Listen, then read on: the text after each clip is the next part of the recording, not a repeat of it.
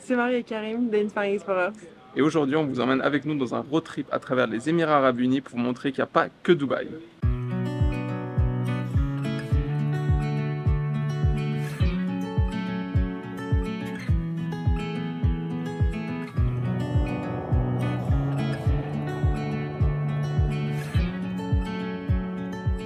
Bon, on est arrivé aux Émirats Arabes Unis et on va vous emmener avec nous pendant 10 jours à peu près à travers les Émirats.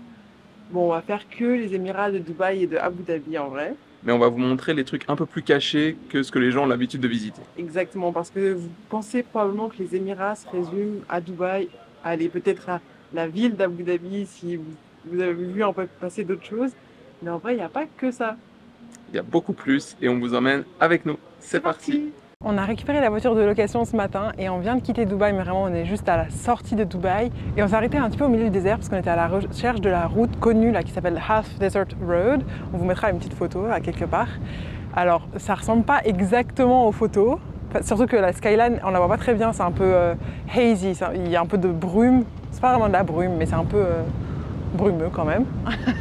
À cause du changement de saison, vu qu'on arrive en été gentiment, enfin en tout cas on arrive dans les fortes chaleurs et du coup ça devient très brumeux. Du coup on voit pas très bien, on devine un peu le Burj Khalifa, mais vite fait.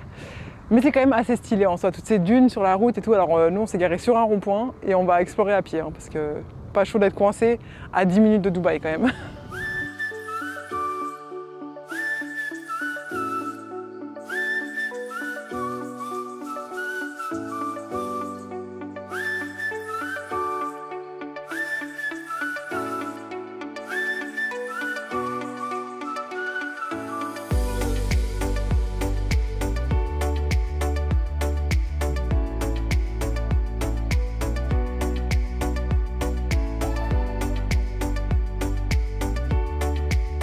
On a quitté Dubaï, on a quitté le désert. Comme vous voyez derrière moi, on est dans une nature luxuriante. En fait, on est arrivé à l'un des points qui nous attirait le plus, qui est Al Ain, qui est dans l'émirat de Abu Dhabi. Et on commence cette visite par l'oasis de Al Ain, qui est juste énorme. Et en fait, cette oasis a été inscrite au patrimoine mondial de l'UNESCO. Et ça fait vraiment super plaisir de se balader là-dedans, surtout après avoir passé quelques jours à Dubaï où la nature est pas très florissante. Et là, après avoir roulé 1 heure et demie dans le désert, où pareil, c'est un petit peu monotone, mais là c'est trop bon, on marche au milieu des palmiers. Il y a quelques explications un petit peu sur comment marche une oasis, comment ça existe. Et c'est vraiment hyper intéressant et ça fait trop du bien.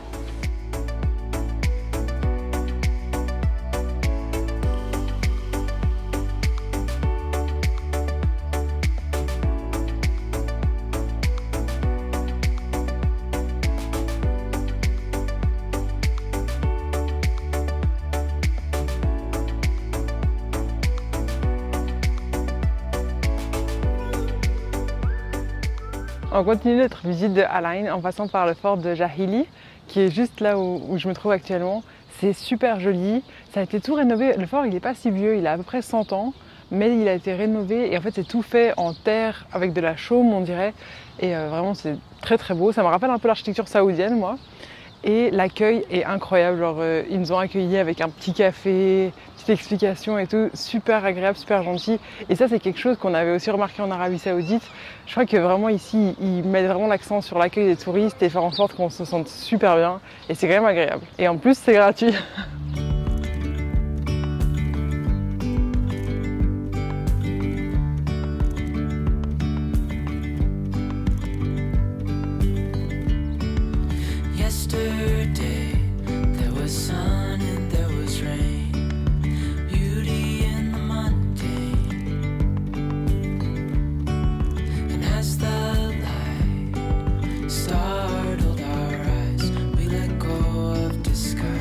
On continue, on est au Palace Museum, qui est en fait le palace qui servait de résidence principale à la famille qui dirigeait les Émirats, la première famille qui dirigeait les Émirats. Ça a été construit en 1937, donc c'est assez récent. C'est hyper typique comme architecture et c'est intéressant parce que ça nous montre comment une famille émiratie vivait à l'époque avec toutes les différentes pièces, les endroits pour prendre le café, les chambres, les pièces pour les invités, etc. Par contre, moi, ce que je trouve hyper cool et intéressant, c'est qu'il n'y a aucune pièce qui est connectée par l'intérieur entre elles. Elles sont toutes connectées par l'extérieur. Donc en fait, peu importe où vous voulez aller, il faut marcher dehors. Je trouve ça assez sympathique.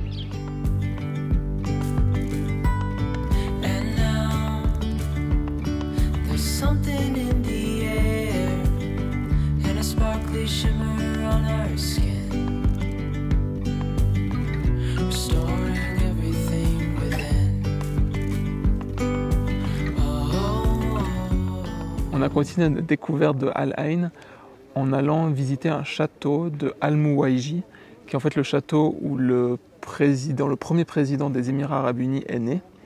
Et c'était hyper intéressant, il y avait beaucoup d'histoires sur les différents, enfin en fait sur cette dynastie, sur cette famille qui dirige Abu Dhabi et aussi les Émirats du coup. D'ailleurs, si vous ne le saviez pas, il n'y a pas un Émirat Dubaï, il y en a 7. 7.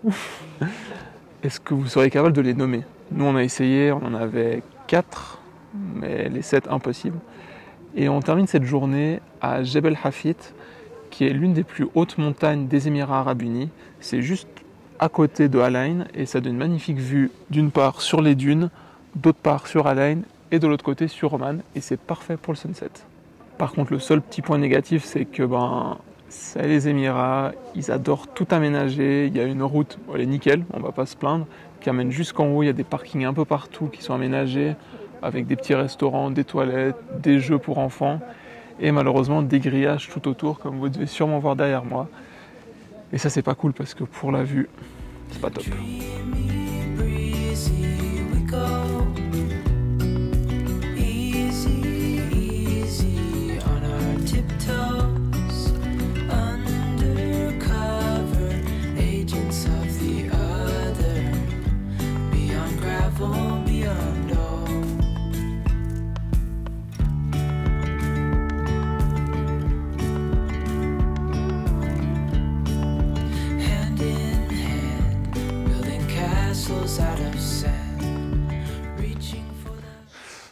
Je me fais attaquer par des bêtes.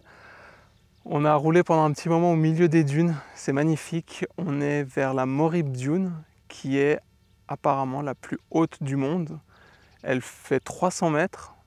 C'est bizarre parce qu'à vue d'œil, on ne dirait pas qu'elle fait 300 mètres. Donc en fait, on a peur, parce que oui, on va y aller, que quand on arrivera en haut, en fait, il y a la suite derrière. Et déjà ça monte genre comme ça. Je sais pas trop ce que ça va donner. Il fait super chaud, on a pris une grosse bouteille d'eau. Évidemment, le sac, c'est pour Bibi. On continue à se faire attaquer. Ça va être long.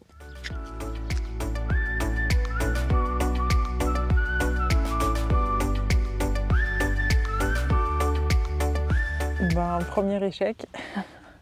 On n'a vraiment pas réfléchi bien longtemps avant de partir et de commencer à monter.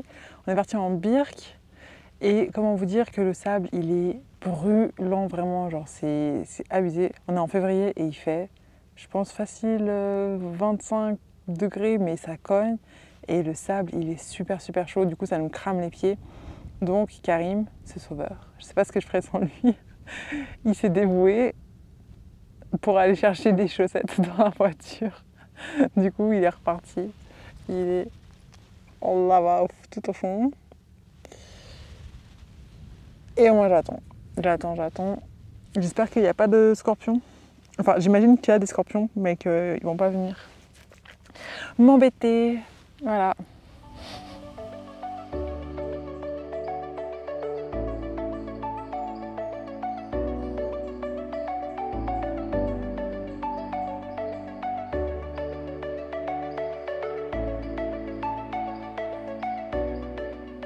C'était compliqué, hein. Ça grimpait beaucoup.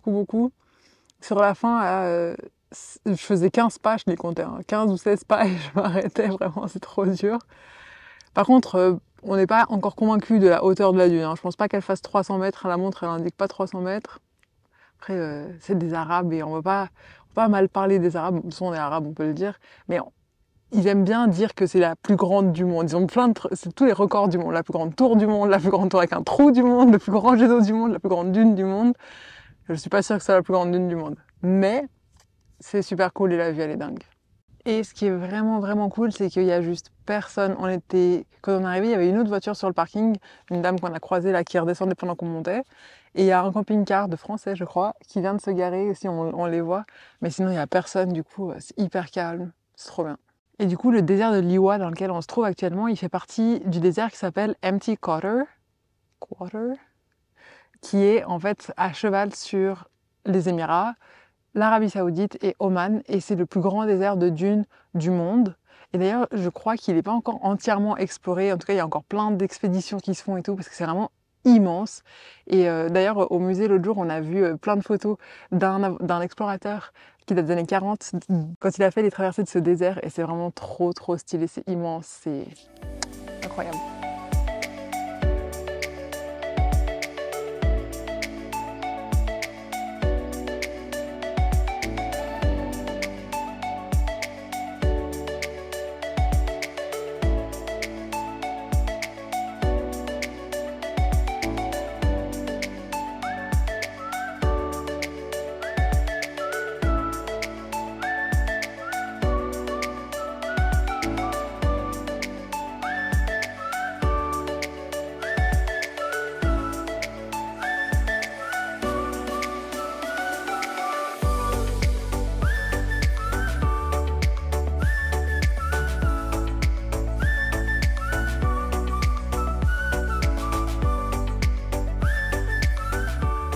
Bon, après notre petite escapade dans le désert, il est temps de retourner en ville et on vient d'arriver à Abu Dhabi.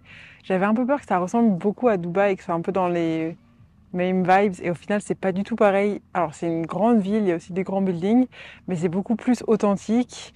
On a vachement plus ce sentiment d'être au Moyen-Orient, donc c'est agréable. Et il y a plein de choses à faire en termes d'activités culturelles et d'activités en plein air. Du coup, pour nous c'est parfait, c'est le mix qu'on adore. Donc on a commencé par aller au festival Maritime Heritage, parce qu'il faut savoir qu'avant Abu Dhabi c'était vraiment un village de pêcheurs, donc ils ont gardé cet héritage-là et ils le montrent dans ce festival qui est sur 10 jours je crois.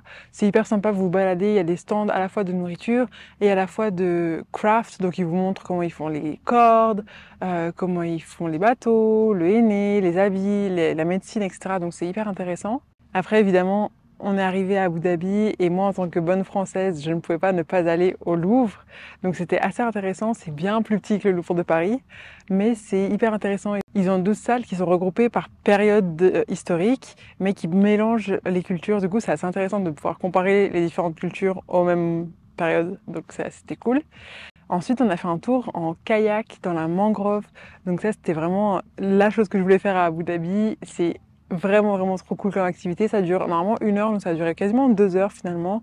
Et c'est pas du tout touristique, hein. Il y avait personne quand on y était. L'eau, elle est magnifique, c'est incroyable. Il y a un sentiment de plénitude, trop agréable.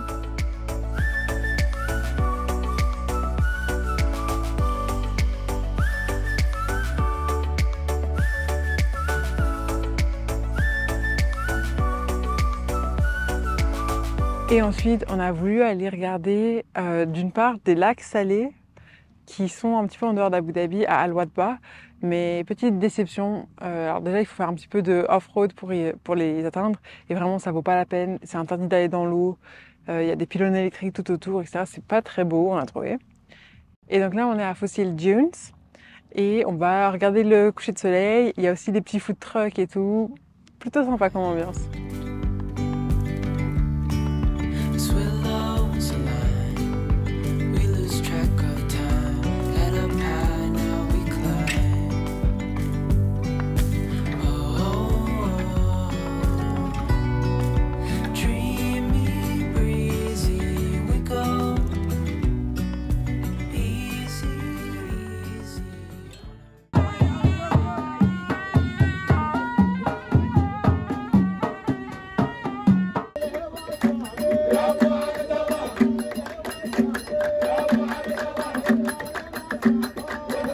On vient de se rendre à la grande mosquée de Sheikh Zayed, qui est peut-être l'emblème d'Abu Dhabi. Et pour vous y rendre, il faut savoir qu'il faut vous habiller de manière adaptée, comme pour toutes les mosquées. Donc pour les filles, il vous sera demandé d'être couvertes des poignets aux chevilles et de couvrir vos cheveux. Pour les garçons, pas de shorts, mais les t-shirts, c'est ok. Pour y aller, vous allez voir que vous allez devoir vous enregistrer dans le centre commercial. Et ensuite traverser tout le centre commercial. Moi je ne m'attendais pas du tout à ce qu'il y a un centre commercial sous cette mosquée, c'était un peu une surprise.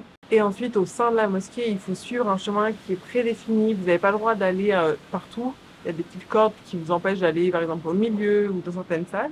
Donc il faut suivre tout ça, il y a beaucoup de monde, c'est un peu compliqué de faire des belles photos avec tout ce monde, mais la mosquée elle reste quand même hyper impressionnante, c'est que du marbre, il y a le plus grand tapis au monde, et juste, waouh. toes, undercover agents of the other, beyond gravel, beyond all.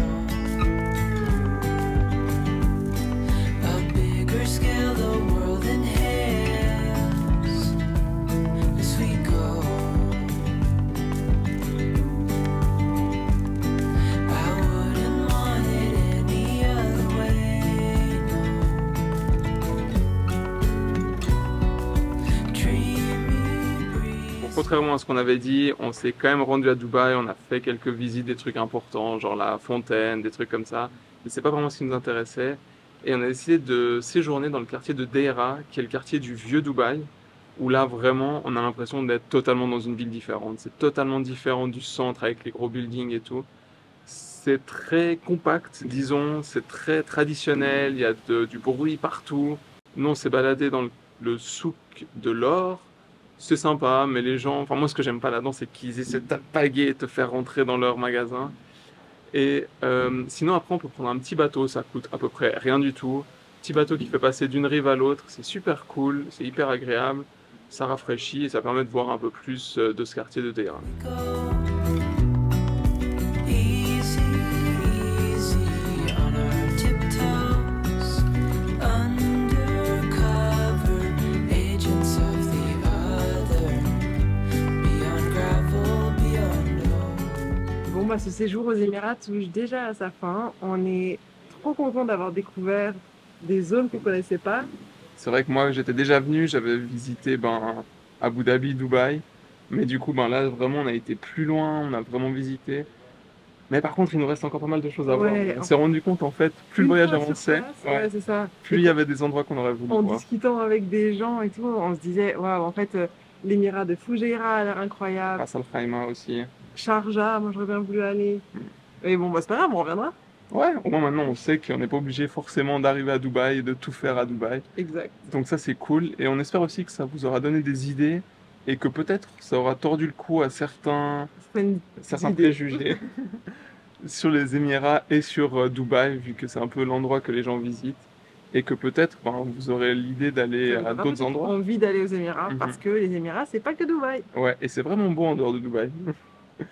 En tout cas, on espère que cette vidéo vous aura plu. N'hésitez pas à nous dire si on vous a donné des idées, si vous avez d'autres suggestions d'endroits où on peut aller.